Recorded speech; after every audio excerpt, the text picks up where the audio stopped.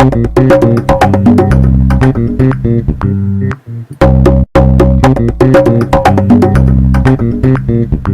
y a le développement de la rouille du myrtacé qui pose des problèmes. Donc on a découvert cette situation il y a un mois et demi, c'était fin mars.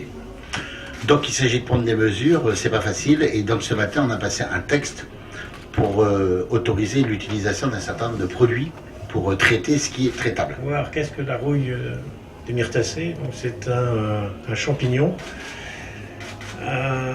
qui donc sporule, toute petite particule qui a malheureusement le privilège donc de circuler très rapidement par voie aérienne, par tous les supports mobiles que peuvent être les oiseaux, les abeilles, l'homme, les vêtements.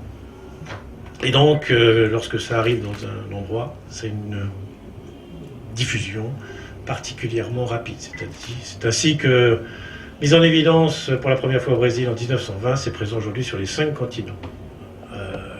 Ça a été détecté en Nouvelle-Calédonie, rapporté au CIVAP à Farino le 26 mars.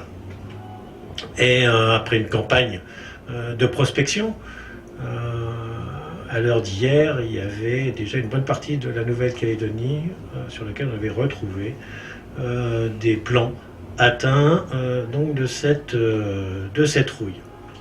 Donc mise en place d'un plan de lutte, à la fois pour les raisons économiques, puisque ça touche un grand nombre de plants, les myrtacées, plus de 250 espèces.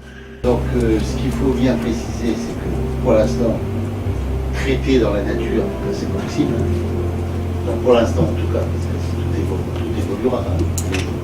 Mais pour l'instant, on se contente de produits pour traiter uniquement chez les pépiniéristes sur la détection pour éviter la diffusion.